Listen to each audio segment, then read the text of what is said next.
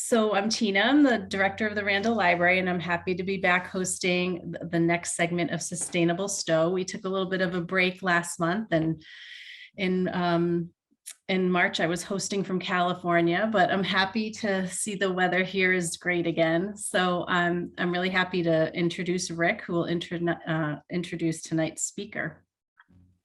Well, hello, everybody. We have now passed a year of doing these programs from Randall Library, various programs, very glad to do them. We're beginning to provide a whole list, a place where you can go and pull down any of them on YouTube, thanks to Stow TV. And so Stow TV will put this show on YouTube too. So if you see something you want to see again tonight, or you want to make sure that somebody else sees, in a couple of days, we'll have the link to Stow TV, and you can see it in various places. So tonight we're trying to do topics that are appropriate to the time of year. So it's May, it's garden season. We're all thinking about plants and planting. So I don't even remember when I first heard or met Devine, but we've had a number of conversations since then, and just wonderful ideas. She's in Belmont. She's her organization's called her business is called Devine Native Plantings, and she's an environmental educator, a coach on native plants, and a specialty landscape designer or installer. So I should also mention, she runs an environmental education program called Biodiversity Builders that empowers youth to make a difference to their futures by teaching them how to create and advocate for healthy, biodiverse ecosystems using native plants. I'm hoping we can see one of those programs out here someday. So yeah, it would. So anyways, Jean, please take it from here. Welcome, everybody. Well, thanks for including me. It's exciting to think about what I can present and what impact this might have on you, because I have made meadows before. I'm in the Metro West Boston area, and often my projects involve the city, pollinator patches, sidewalk strips, sections near, a church, rain gardens, but not big open spaces like you have out in Stow. So I hope I inspire you to start little, go big. You can do little steps or huge transformations. So tonight we're going to talk about, whoops, oh, I did the wrong thing. Wrong button. 1 second, sorry about that. No, I don't want to share this. Done. We're going to go to slideshow. Can everyone see this? Yes. All right. So, the world is in a sad state right now. Climate change, war, inflation, humanity is crumbling, but you can do something that's hopeful, and that's gardening. And if you garden with intent, if you put the right plants in the right places, you can change the environment and for the good. And I'm a real advocate for nature-based solutions to many of these problems, not just to the loss of biodiversity, which is huge, but to climate change, to environmental injustice, to psychology. There's just so many ways that helping nature will help ourselves. So tonight we're just going to talk, I don't know the level of understanding, so I'm going to go a little backward and then go forward about why native plants are so critical. I'll talk a little bit about plant-pollinator relationships. They matter locally. You're in an area where you're surrounded by more open land than I am, and ecological restoration should happen everywhere. My backyard is a postage stamp, and it's a little ecosystem that I can have an impact on. You might have a big field. You might be part of an organization that owns a large back area fronting conservation land. Think about little things, little steps you can do in all of these different environments. I'll go through certain native plants. I'll go through them by size and by season. And then we'll talk a little bit about the steps that you can take. You don't have to change the world today, but you could do something that by doing it, you could just look out your window and it'll bring you joy and satisfaction. So I'm going to start with this film. This is Doug Tallamy. For those who know about why native plants are so important, you've heard of the name of Doug Tallamy. He's going to explain native plants and ecosystems better than anyone. So here we go.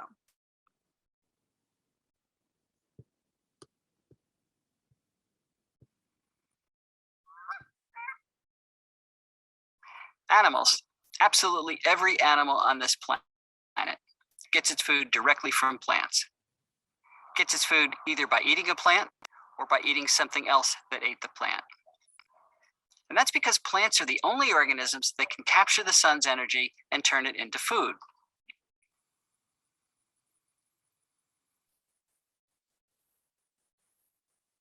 The most important group of animals that take energy from plants and pass it to other animals are the insects that eat plants. We'll call them insect herbivores. And most insect herbivores are only able to eat a particular group of plants. We call that specialization. They can only eat the plants that they have co-evolved with because plants defend themselves with nasty chemicals, and it takes long periods of time for insects to develop the physiological ability to digest those chemicals. When we create a meadow, we are in effect restoring an ancient food web. This works best if we use the native plants that were originally part of that food web. We'd like to favor native plants because the insect herbivores that evolved where you want to put your meadow evolved in concert with those native plants. They have specialized on those native plants over many, many thousands of years, which have enabled those insects to eat them. Those same insects have no evolutionary exposure to plants that evolved in China or Europe. They won't be able to eat these plants. They won't be able to digest them. They won't even recognize them as food plants. So if you're creating a meadow, choose plants that are native to your area, the country. A good example of an insect that specializes on one group of plants because of that plant's chemistry is our friend the monarch butterfly. It eats milkweeds and nothing else because it's able to break down the nasty chemicals that are in milkweeds, but it's unable to digest any other type of plant. If we cut milkweeds down then, monarch larvae cannot crawl off and eat some other type of plant. So if we destroy the plants that these insect herbivores have specialized on, they will have nothing to eat and will be doomed to extinction. Stop and think about it. So many animals depend on insects for their food. All amphibians, for example, eat insects. So do many reptiles and rodents. And 96% of our terrestrial birds rear their young on insects. If we replace our native plants with non-native plants, then all of those animals won't have enough to eat. And that'll hit biodiversity very hard. And of course, that's exactly what we've done by creating lawns and landscaping with non-native plants that evolve outside of our local ecosystems. So remember what a meadow is all about. It's not just a beautiful place, but it's a place where things can live. Living things have two requirements.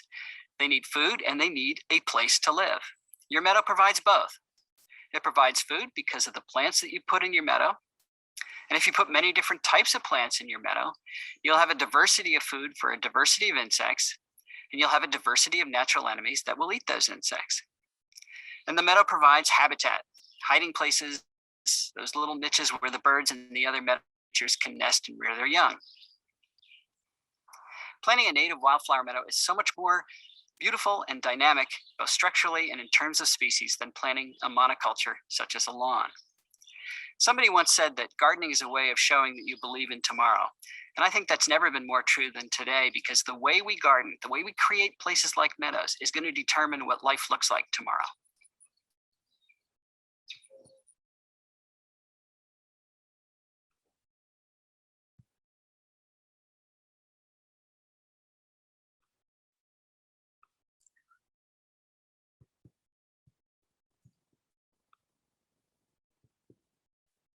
Can you hear me? Hello? Yes, No, I'm I hearing can hear you. Just have to get back to the mode here.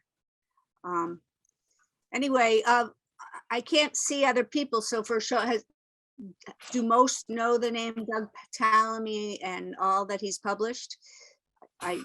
Some do, but anyway, he keeps saying meadow, and in part, that's because that clip is an excerpt from a movie that was made by Catherine Zimmerman about meadow making. And that's really how I got involved in this whole world. I was teaching meadow making to students beginning in 2014. I'm a totally self-taught gardener and had to learn these relationships. But what he is emphasizing is this is my teachery hat, that the food web that sustains all life starts with a chain, and the chain is very local. So this chain here is showing what we can't eat the sun to get our energy. We have to eat something that can photosynthesize the sun, and that's the producer plant.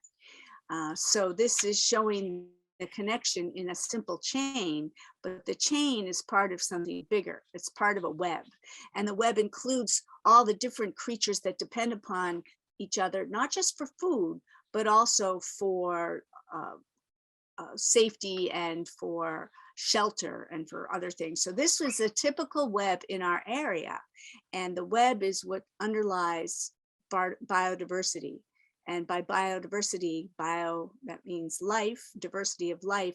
We're looking at 3 levels: the species diversity within a web, the genetic diversity within each species, and the ecosystems diversity from one section to the other. So if you have a pond, you have a wetland ecosystem. Right next to woods, you have a forest ecosystem. So there are lots of different ecosystems that make up our towns and neighborhoods right where we live. This is, I substituted a drawing with what is a typical native plant at the base of the web, this foxglove. Problem is that this web is falling apart. It's falling apart because a lot of the insects are dying. And a lot of the insects are dying, and a lot of the birds and pollinators and plants, if we don't have the right plant and the right insect or pollinator in place, the rest of the system begins to fall apart. And he mentioned how dependent the other species are on the presence of that plant. The chickadee would rely on the plant to be the host to the caterpillar, so that the chickadee can pluck that caterpillar off the tree or the flower and bring it to feed its young. And it takes so many caterpillars to feed one brood. So you see your chickadees fluttering around the bird feeder, that's to get food for the adult, while they flutter around to get the insects to feed the young, so the young has protein.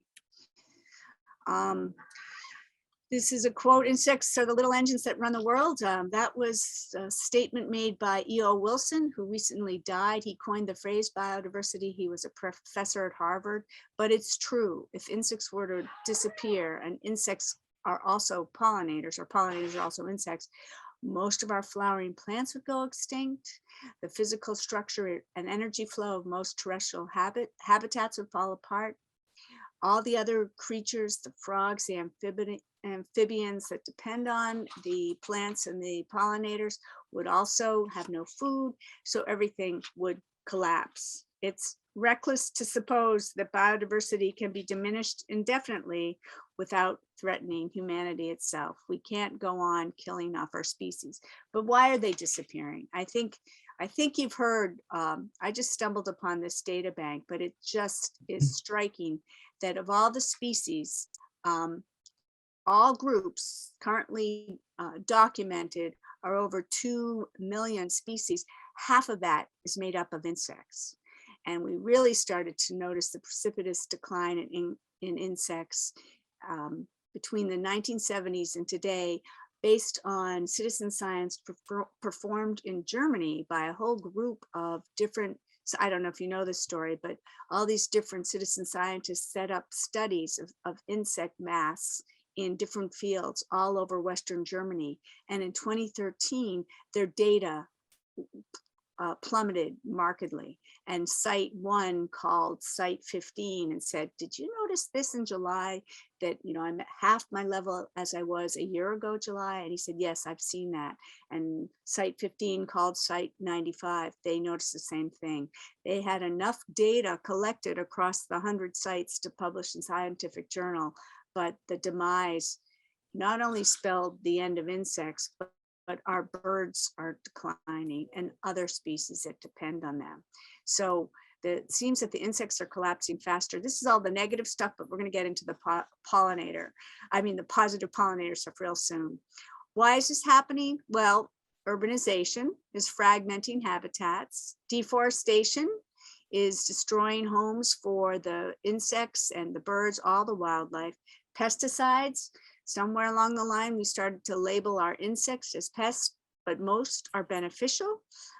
We're killing them off. Climate change, a bee emerges after the flower has bloomed, or vice versa. Things are out of sync. And then there's traditional landscaping. We've become enamored of our emerald green lawns, our leaf blowers, our ornamental plants that look pretty to us. They might even smell great to us, but to a pollinator, if they're not from this area, it looks like a plastic flower. There's nothing edible.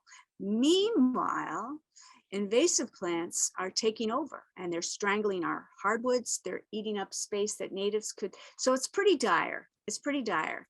And you know what? Some of this is happening in Stow. It's happening in Boston. It's happening all over the world. But we might not be able to reforest, have an impact on reforesting the Amazon, and that's a disaster. But locally, we can change our ways. So here's what's happened. Too much lawn, too many invasives running amok. This is in the lower left, Japanese knotweed towering above the cyclists. And then, you know, going out and purchasing massive quantities of non-native plants, actually annuals that you have to purchase year after year just to be decorative, when you could fill that space with something delightful. So let's look at the relationship of native plants and native pollinators. Pollination. This is a cartoon from the New Yorker, and I get my students to chuckle over it because many of them are just learning these ideas. But plants don't exist for the eye of the beholder for humans. They exist to make more plants. So they want to be as appealing and satisfying to the pollinators, just to the point where they're pollinated, and then they tell the pollinator, go away.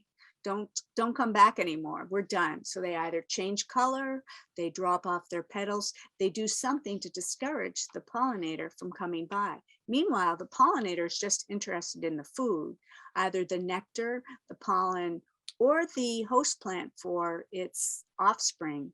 But it also wants to be efficient. So it doesn't want to keep going after a dead plant. So the fact that the plant has changed color or the petal has fallen off is good for the pollinator too. And then you get into a system, and this gets more technical, but just because a pollinator is visiting a plant doesn't mean it's really pollinating it.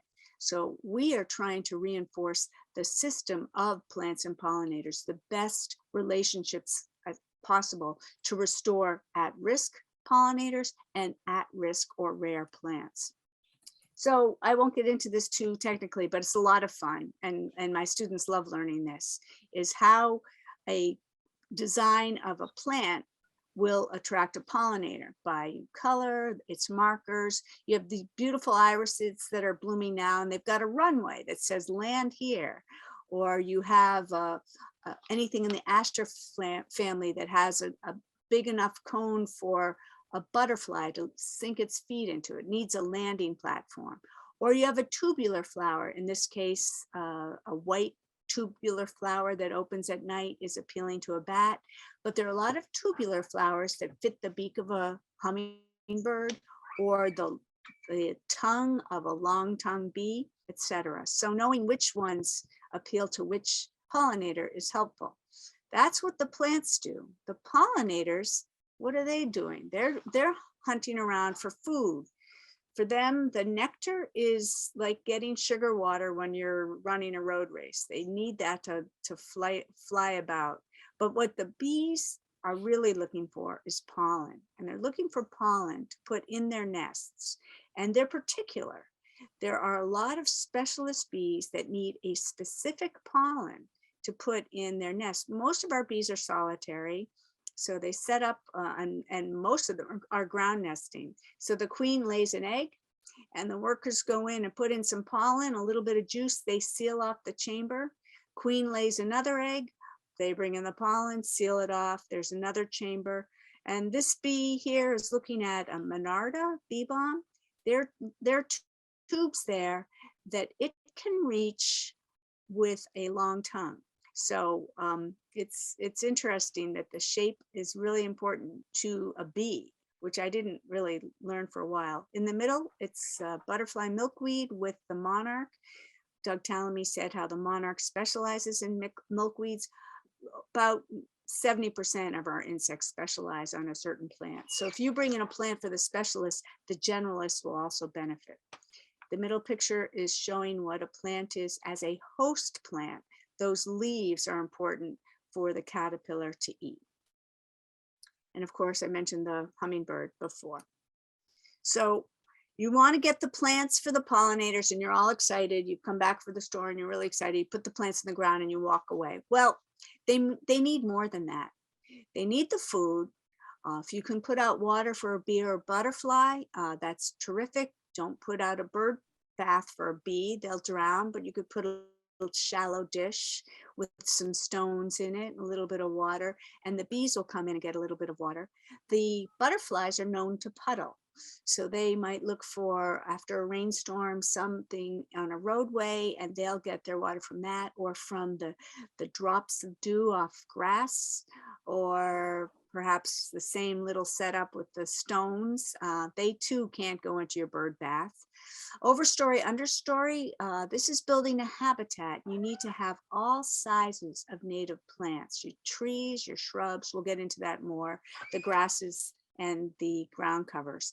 And we've just come out of, a winter where probably everyone has vigorously raked in the fall, but it would have been better to leave the leaves everywhere through the winter, because a walk in the woods a month ago revealed to me a mourning cloak that had one of 2 adult butterflies that hibernate in winter, and it pulled out from under the leaves right in front of my feet.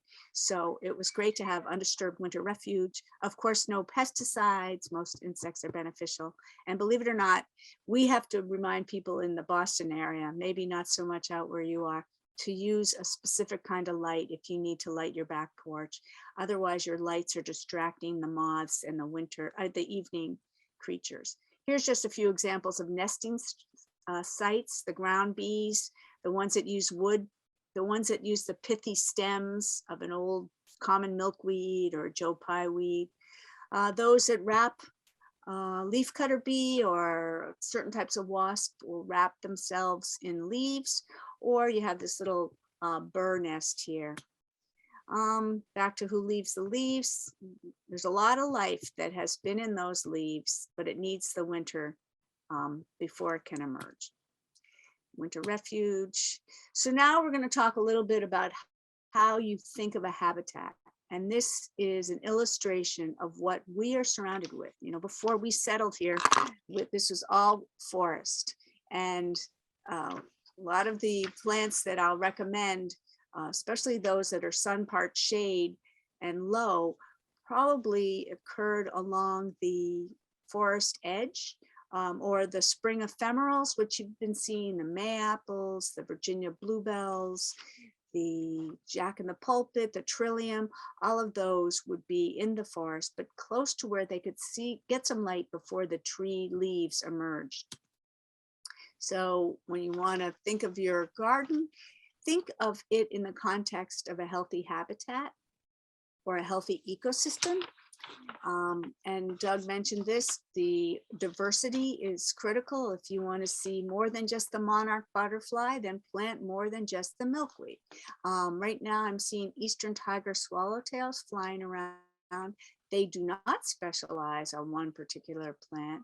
They can benefit from about 8 species of trees, one of which is the non-native lilac. So that's one example of why you might want a lilac around, but I encourage you to go as far into the native plant as possible. Reduce grass. We all have, I have this very small house, and my husband gets the grass in the front and the whole garden setup is in the back. But I don't think we all need huge rolling lawns unless we're playing soccer or, frisbee. Otherwise, you can share some of your grass with the creatures. People love mulch. I don't know where that came from, except it benefits to keep the moisture in when you've planted a new tree and it's out in the striking hot sun, but you don't have to put a mound of volcano mulch on. It'd be better to plant ground covers all around it. And then when the leaves fall, combination of ground covers and leaves makes for a soft landing for a cocoon falling out of a tree. And then the other thing to build a habitat is get those invasive plants out of the way so you can grow the native plants. So I've mentioned this a few times now. I'm just going to pause here.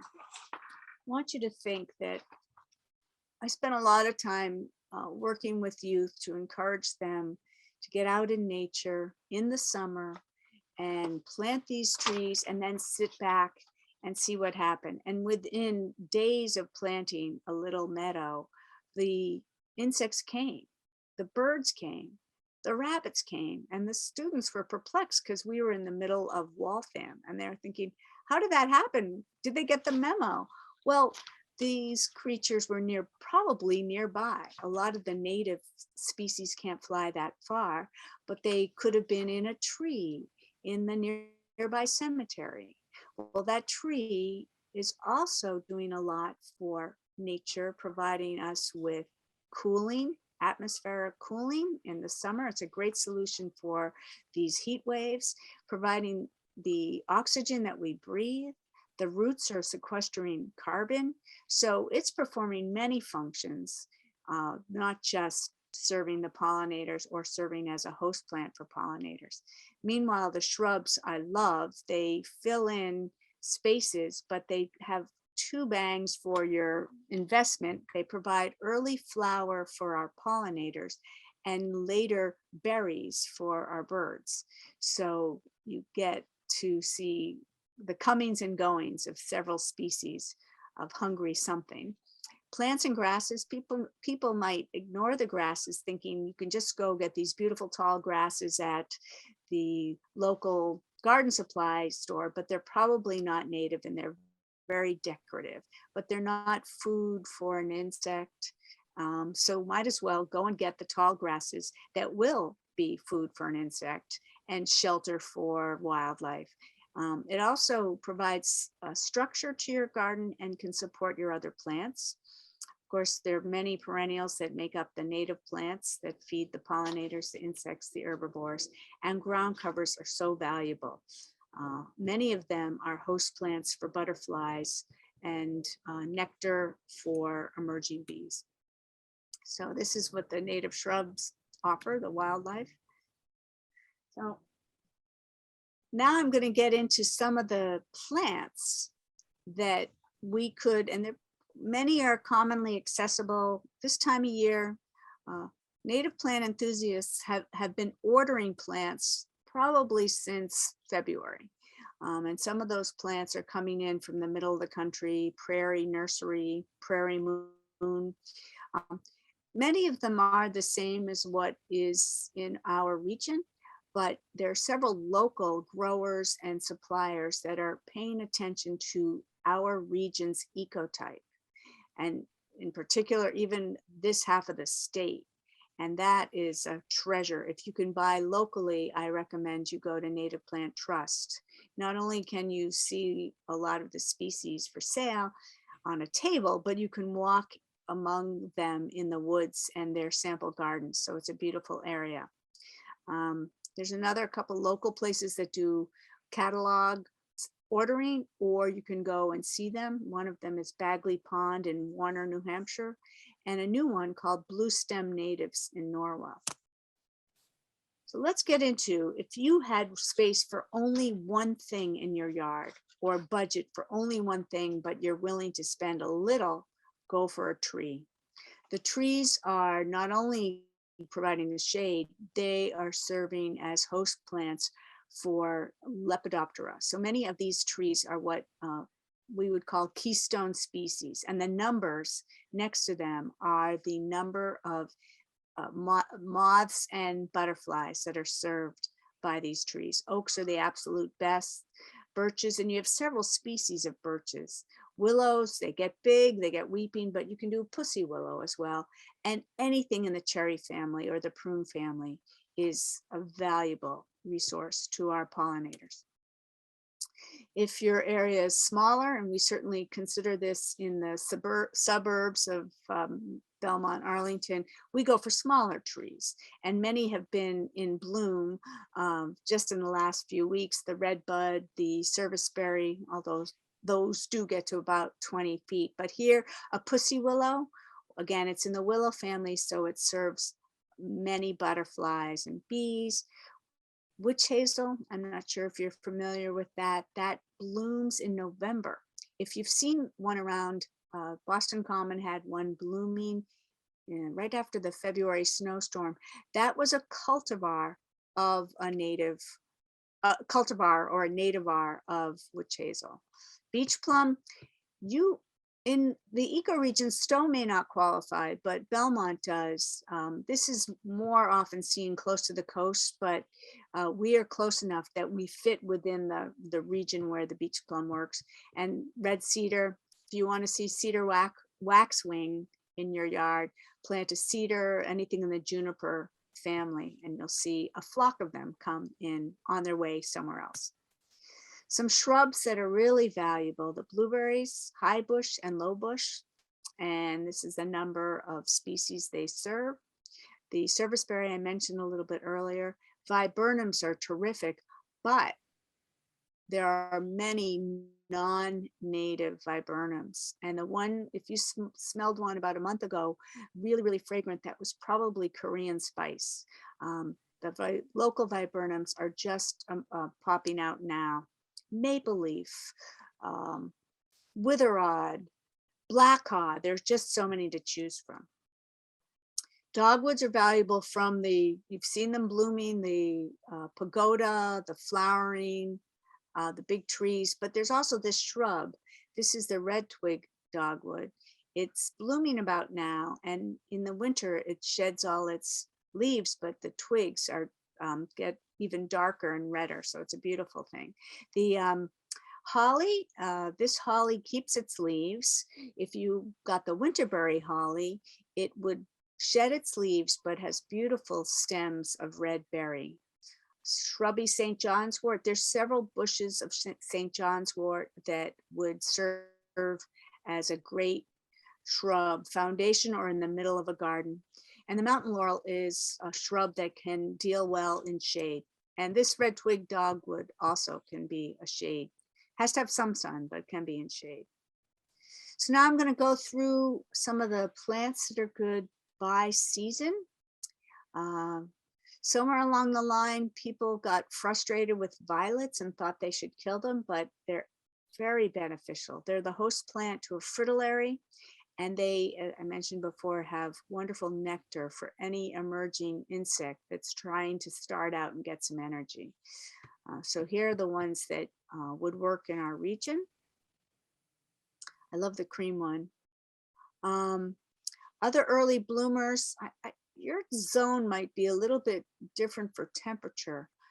This middle one is blooming in my yard now, the Zizia aptera. There's also Zizia aurea. These can grow to about knee high if they are in a place they're really happy. But they're also good as a ground cover if you have a pretty big space. Another great ground cover is, and an early bloomer, is the geranium, wild geranium. Once the flowers fall away, the leaves are really pretty. Other early, you'll begin to see these in June if we continue with the heat of this coming weekend. Yeah, they'll be on schedule. The foxglove beard tongue. These two types of beard tongues are really valuable for at-risk bumblebees, who in this case went right up and got his butt all the way up.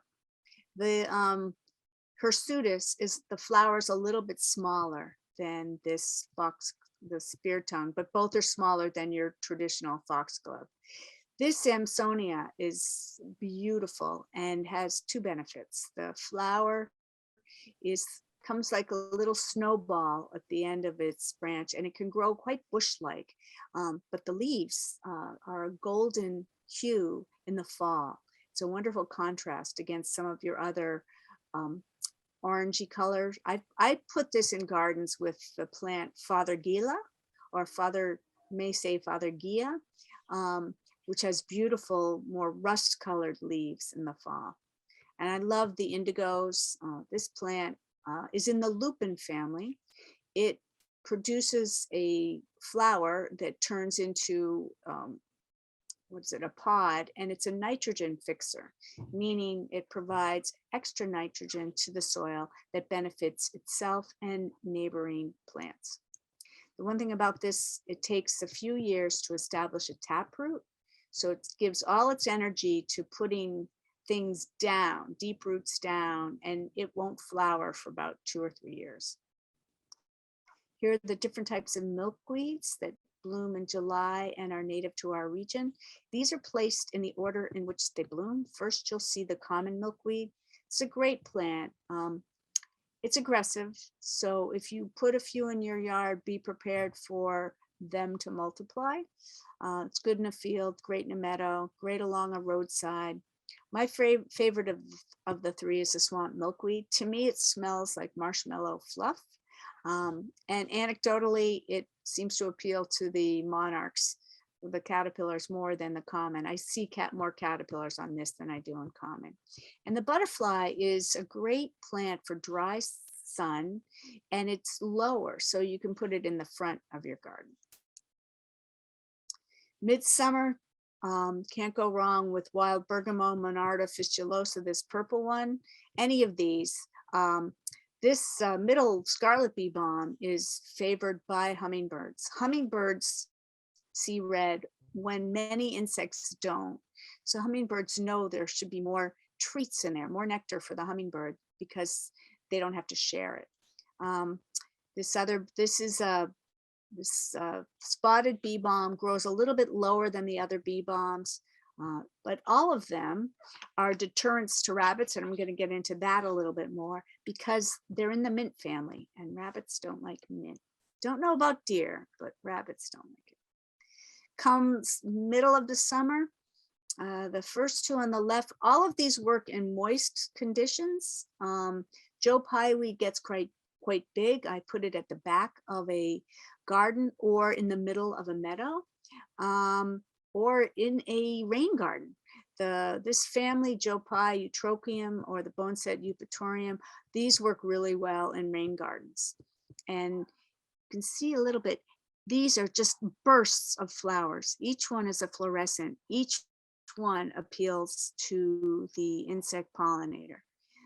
So when it opens, it's like, the lobelias are wonderful. I like the blue. I haven't had much luck with the cardinal, but that makes sense. My yard is more dry. Great blue, lobelia. And the numbers here are showing how many insects benefit from the plant. Now we're moving into, continuing into July, into September. There are some roses that are native. The two for this region are Virginia and Carolina. And the Virginia grows more vertical, and the Carolina is a little more shrub-like. This turtlehead I love. Its flower looks like, as it's opening, it looks like the head of a turtle emerging from the plant. What is my lower? Oh, this is a flowering fruit. The blackberry, the flowering raspberry. These have a strong scent. Many of these I don't notice a scent, but the insects do. And then the mountain mint appeals to a variety of insects, including some wasps and hornets. When you get into fall, you need to provide foraging for our insects and pollinators all the way till November. So goldenrod's a good bet. Goldenrod can be aggressive. I would avoid the canadensis. Even the rough one can spread pretty happily. I like the sweet goldenrod and the showy goldenrod. They're a little smaller and contain. Again, I'm working in a suburban area, but out in meadows, or if you're on the roadside, if you're doing a highway restore project, go for the canadensis. Go for these aggressive ones. Who cares? It's, you know, they fill the highway easily. And this one on the lower left, I just started working with this plant last year. It's the only goldenrod that can work in a shady area. It's shade tolerant, and the leaves are really pretty. Asters are hands down one of the best fall flowers to provide. And this whitewood one can grow in dry, shady conditions. So that's like perfect. And once it's there and happy, it'll let you know. Most of these asters could grow along a highway roadside. They don't need a lot of dithering with the soil. They can handle it quite well as just rough. They just need a little, they can't really survive compaction, but road salt, anything you throw at them, they seem to survive. And then grasses, don't forget, these are just a few. I love the purple love grass because it looks like 4th of July fireworks to me. The switchgrass and the Indian grass grow a little taller, as does the big blue stem. I don't have a picture of that, but again, it provides structure and support for the other plants in your garden and fall pleasure, because these will be turning colors into the fall. I leave them up. I don't cut them at all. Wait till the spring, see how they flop down, and then they start all over again. I mentioned ground covers are really important, and there's many to choose from. Pennsylvania sedge is one of the sedges that works well in shade. Wild strawberry is lovely for sun part shade. Geranium, is that geranium?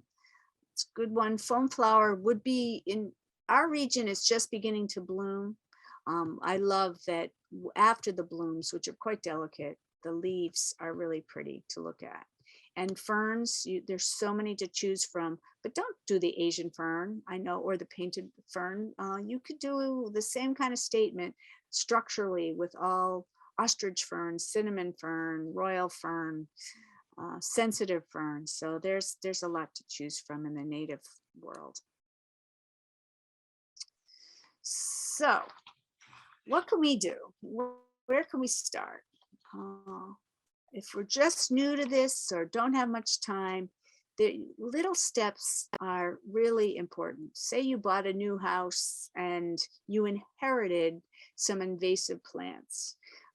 There's some ground covers that I always thought were okay.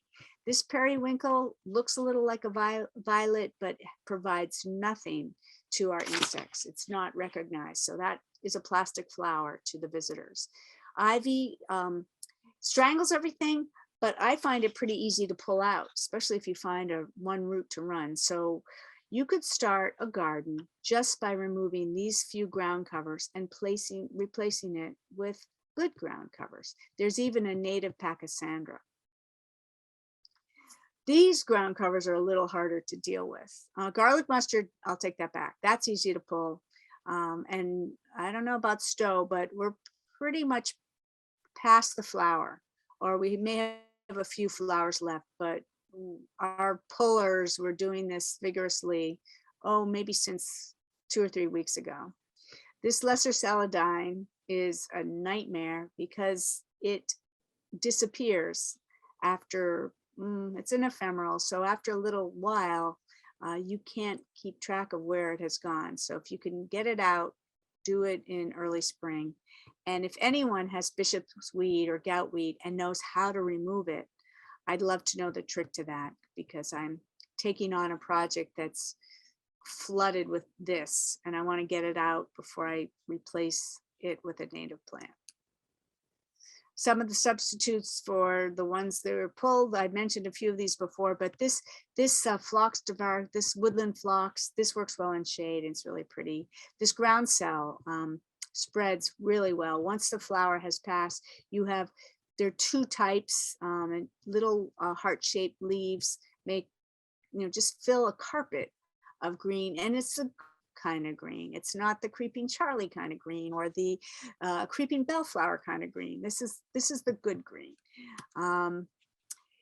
You may have put this in, or you may have inherited this, but these are two of the worst shrubs going now, and we can't sell them in our state anymore. But they're around and they have beauty. Burning bush, you can remove both by sawing them off and then digging them out. But when you come to the Japanese barberry, it has thorns and it has ticks. So getting rid of that is a little bit harder, but it also both have berries. And the fact that they have something that a bird can eat and poop out somewhere else has made these spread in places that you would not imagine. Woods, conservation areas, a domesticated looking plant appearing in a forest walk is really striking, but I've seen it before. So that's why you have to get rid of it. Everyone thinks a butterfly bush must be good because butterflies are visiting it, but this is another invasive plant that spreads. Honeysuckle, there's a good honeysuckle, the Diversella lanicera or the sempervirens, but most people have the bad kind of honeysuckle.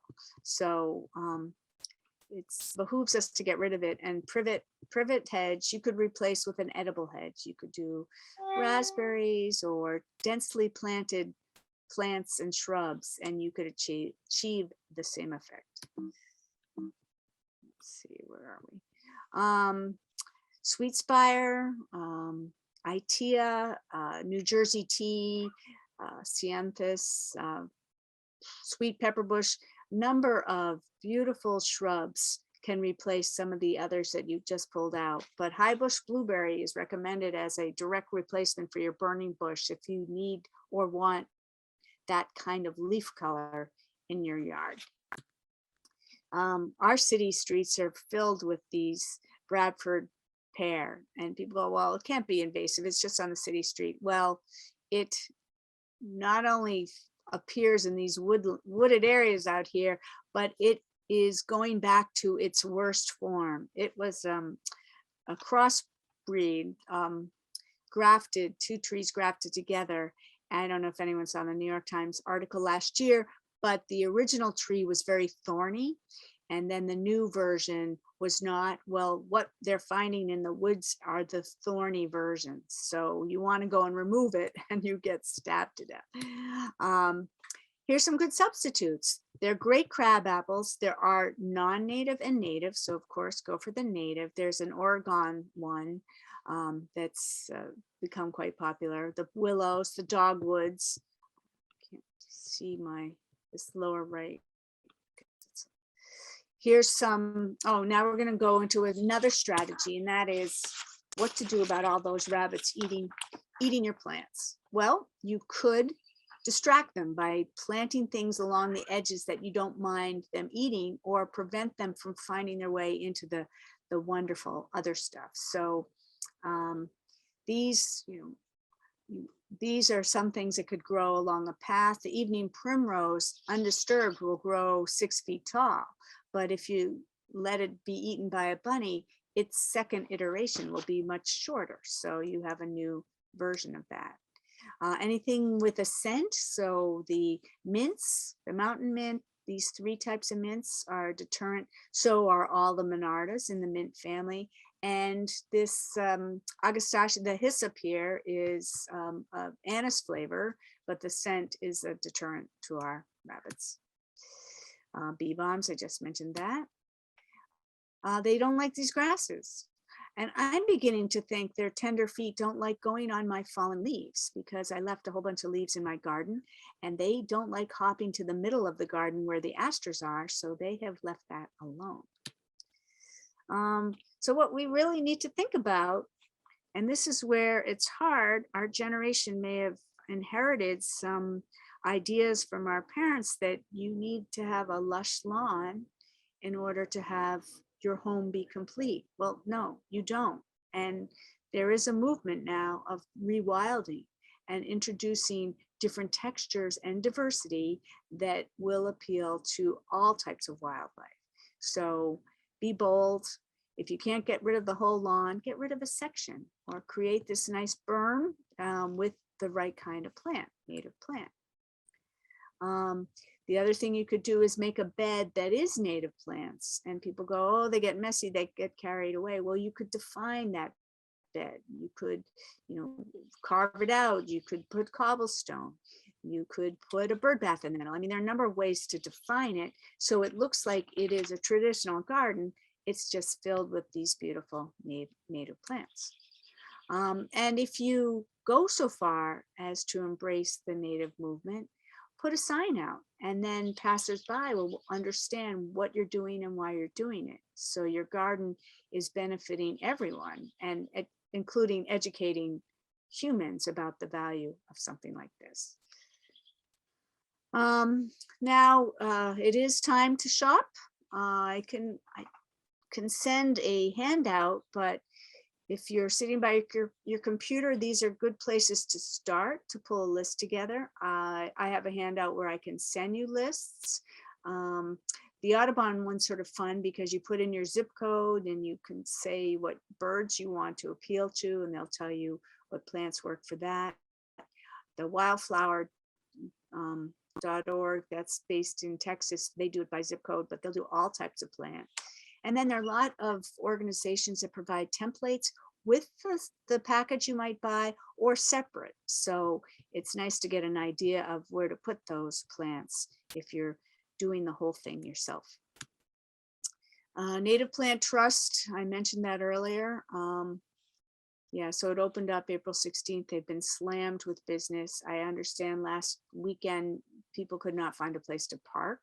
Grow Native we'll be having a sale in Waltham. If you want to come into town, you must become a member, and which is great, and you must pre-register, but they have a wonderful sample of plants. Bagley Pond, I mentioned a little earlier, Bluestone.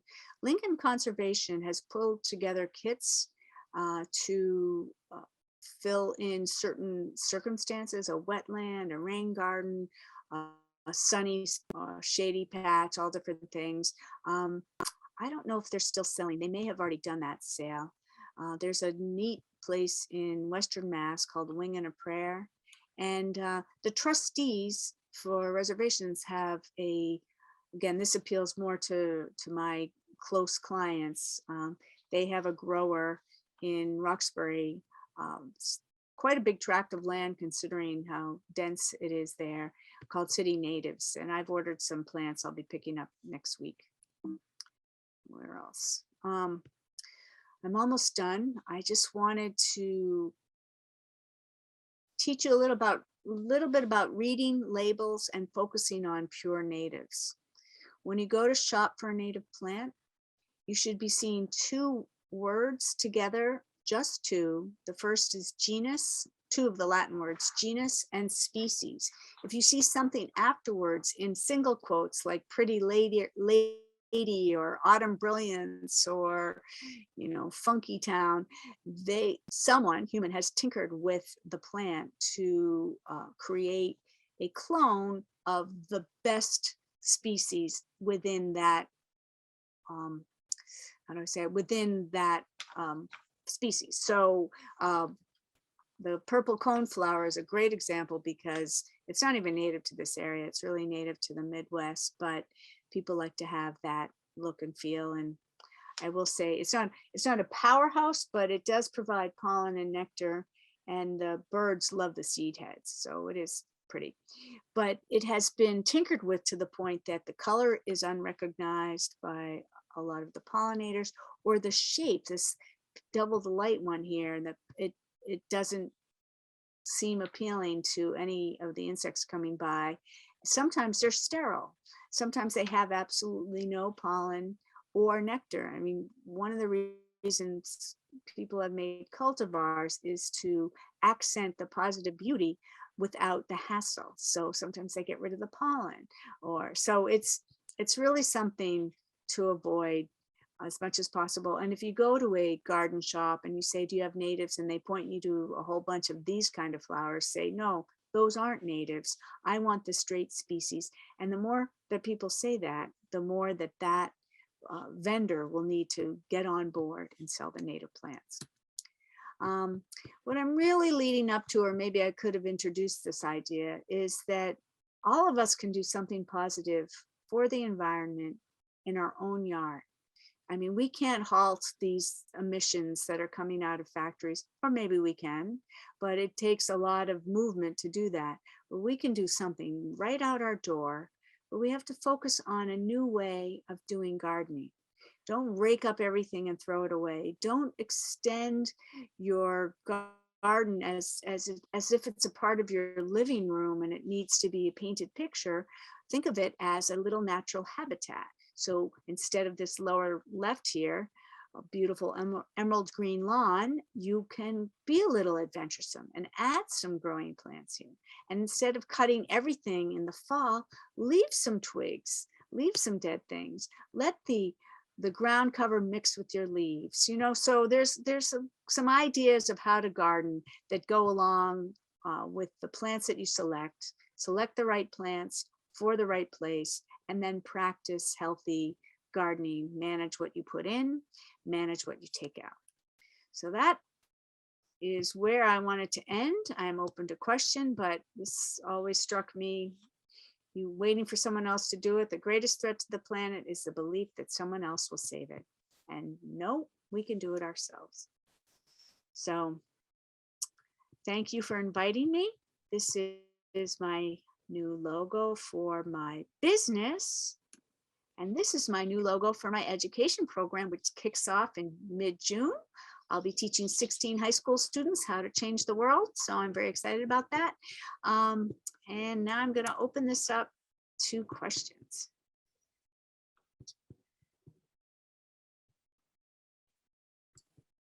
Jean, you already have a question in the chat, Okay. which was excellent presentation. Do you offer a service to come to someone's home to do an inventory of their existing plant life and native plants that can replace the invasive ones?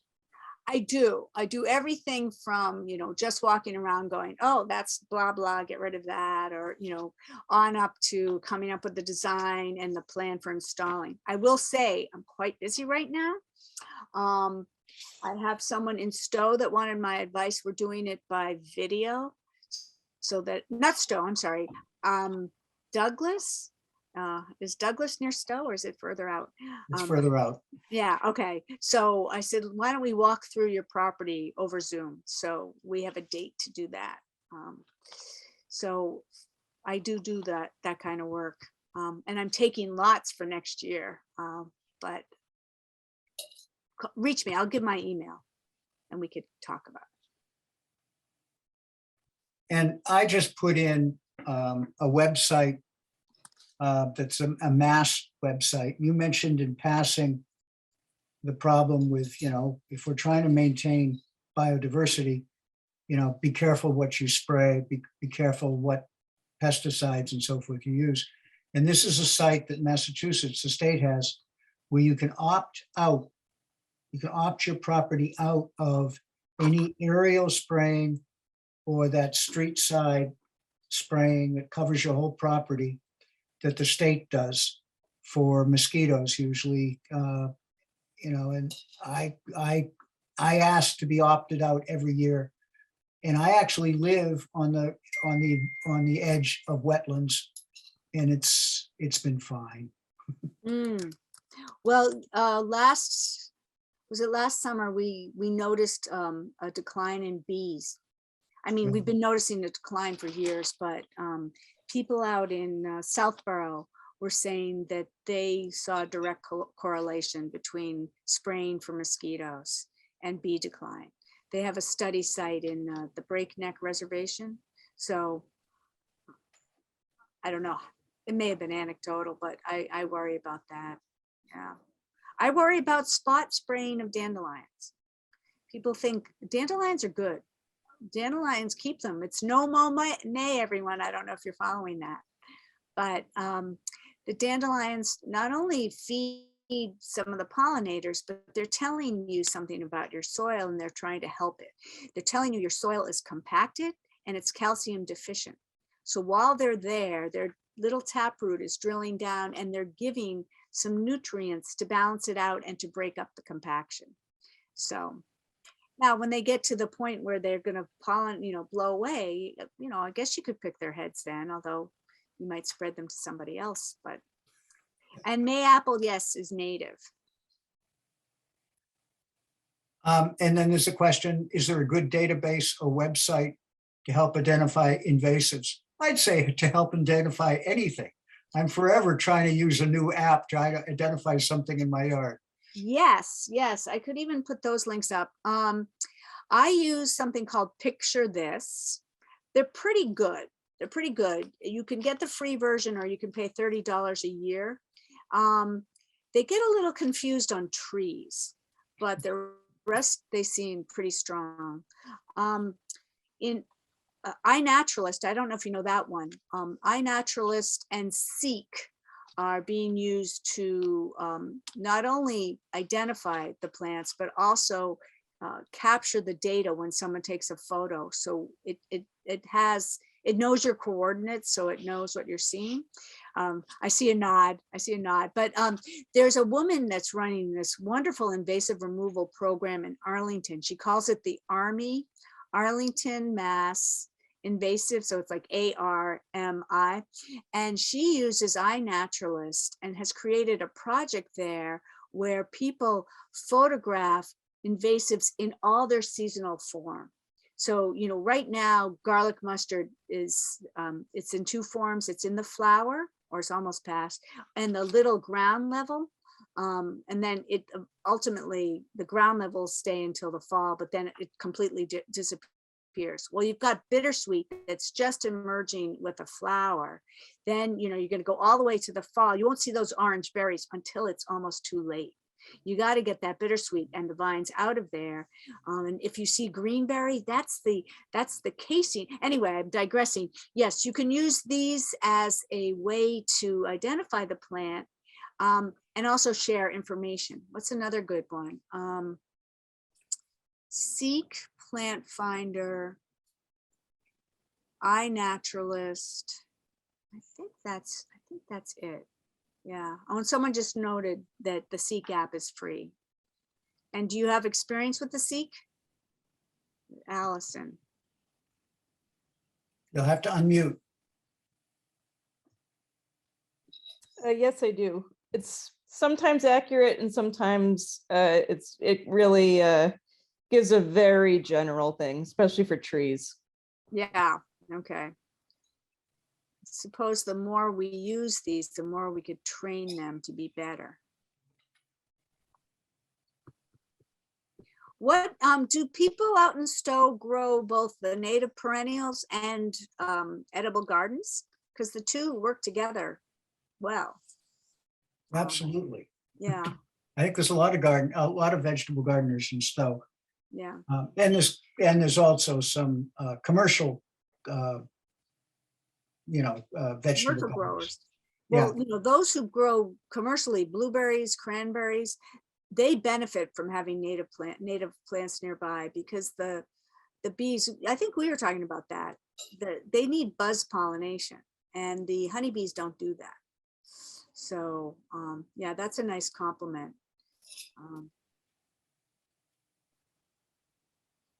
Someone said they planted a pollinator patch in the middle of their garden with a native seed mix. Yay, that's daring. That's terrific. And how's it growing? That's Mark Arbones. Oh, yes, to tell me. I don't know if you've thought of conservation land and how to work with people to, if it's managed locally, we have DCR, and they're trying to be more mindful of pollination systems and pollinator packages. But I'm working on a project where there was a garden that people put in without permission, and now we have to backtrack to get permitted. for the native plants that are in there and the invasives that we want to remove. So, In Stow, the Stow Conservation Trust has a thing that they call the stew crew, the stewardship crew, that goes around and manages the paths.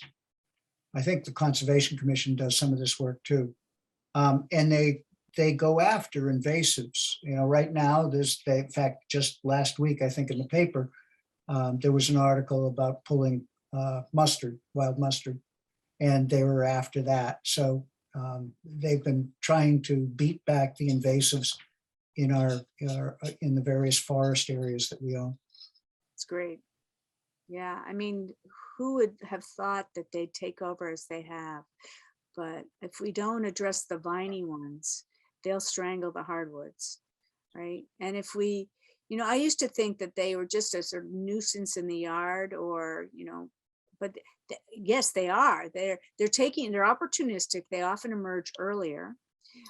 They take up space for where a native could be, but there's several that leave, you know, a toxin there or make it inhospitable to other plants. So this woman from Arlington is compiling a list of good replacements. But for garlic mustard, I've read that the groundsel is a good replacement. It can sort of fight the toxin that's been there. So that's good. Any truth that common milkweed deters bittersweet? I don't know. That's a great question. Does anyone know that?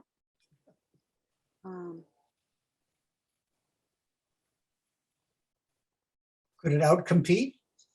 Grow Yeah, fast?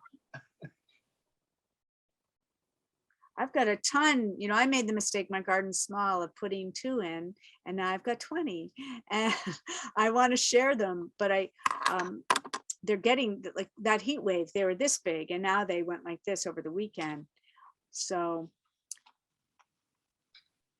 Oh, there's a note on this. Yeah, Friday is, and I heard of this earlier from Marcia. Friday is World Bee Day, something like that. oh, And oh on my Friday at God. noon, GBH has a program, Ask the Experts on honeybees. It's a virtual event. You have to register, but it's free. Mm. Well, probably, I don't know how many listeners might even be beekeepers. I'm not enamored of honeybees. Part of that is that, I mean, they're really good for industrial agriculture, and I do like to eat almonds and apples and cherries, and, you know, so they definitely added to that. They do take and access a lot of the plants that our native bees need, and they can fly for foraging anywhere between 4 and 7 miles. So they have that advantage where many native bees have a short range. The mason bees, the sweat bees, really short range, like 300 feet, 1/4 of a mile.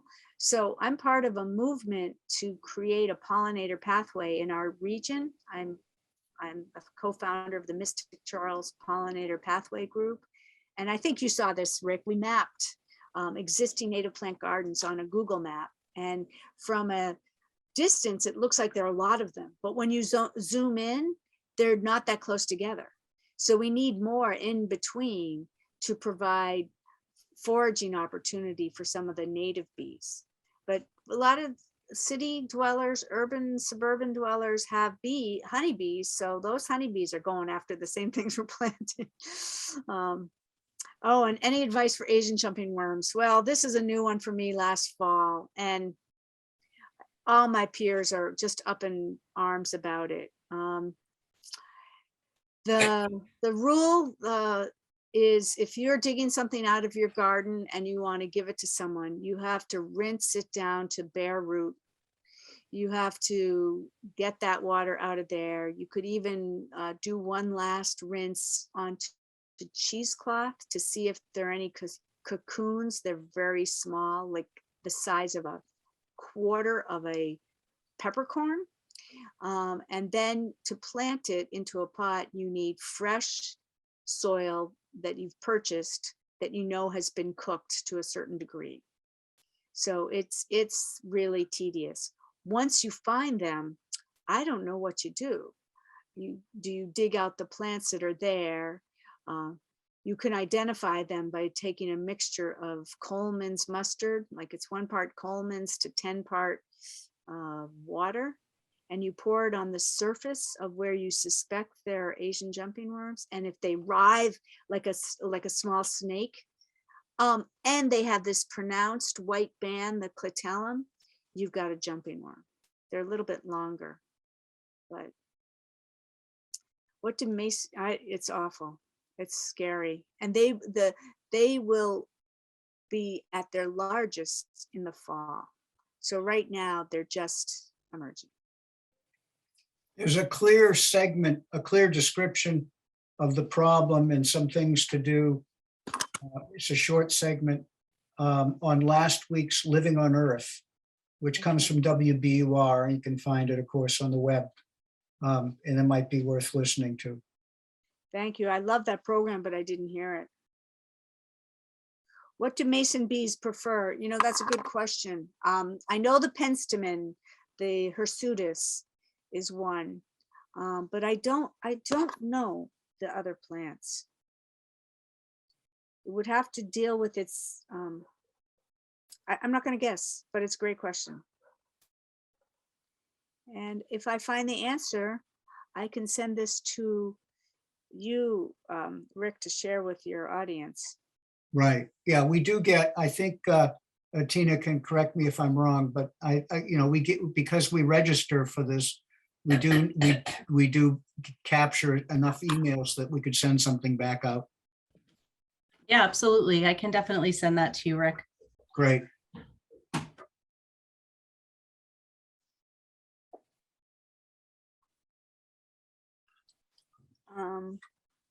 Great.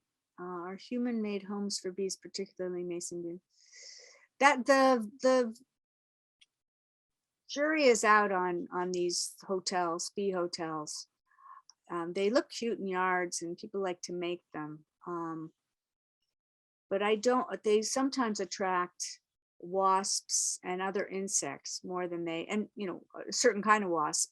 So I don't think they're as valuable as providing, a little hideaway area, a snag, a dead tree, a log, a leaf, or carpenter bees like unvarnished wood, but do you want to sacrifice, your roof line for that? I have a frame that's holding up a heat pump, and I should have painted it because the bees have come back and they've built a nest in the wood. And I don't know what happens when I turn on I haven't turned it on yet, the air conditioner part of that heat pump. Will the vibration frighten them? So. No, you don't want to. So I think most of the bee aficionados say let nature be their home, but if you don't have enough space for that, I would try that hotel. So it's getting to about 20 after the hour. Does anybody have any last questions? Don't want to let Jean have some part of her night. Any other questions before we wrap up for tonight?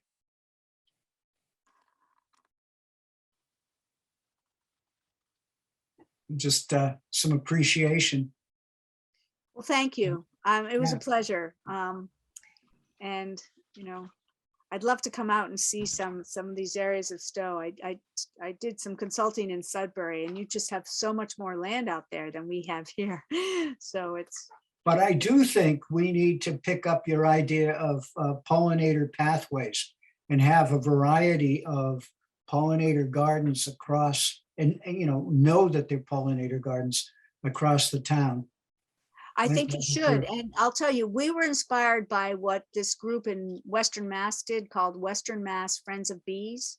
And they started, for this state, they started the movement. And then we had heard that a place in Beverly was starting a pathway, and maybe Milton, but not many others had done it when we came together in July of 2020. And it was really based on, I was giving a presentation in my town that other towns attended, Sustainable Belmont had other towns come. And I wanted to get more momentum around the idea instead of doing just one garden at a time. And so this one woman said, why don't we have a tri-town challenge? It was going to be Arlington, Belmont, and Lexington. And out of that, that gave birth to a pathway. So yeah, you should try it. It would be a fun movement. That would be great. Well, thank you. Thanks, everyone. Oh, Thank you very yeah. much. Lisa writes, I think Maynard started one next to the old school, and that's absolutely right. They did. Oh, okay. And I believe it's still in existence. Hmm. But we need a chain of them. They can't be that far apart. Yeah. So I think we're done. Tina, any last All right. words? Yeah. I was just going to say thank you to Rick and Jean for hosting tonight and for everybody who came. I was even listening tonight and I thought it was great. Thank you. Thank You you. mean you don't? Always? Always, but there's certain ones that pique my interest more than others. You can understand that. That's great. Sometimes I go too fast through the plants. but No, not at all. It was very, very great. So thank you very much, everybody. Thank you. Thank Okay. you all. Have Good a nice night. summer planting. Yeah. Absolutely. Yeah. Bye. Okay, take care. Bye-bye.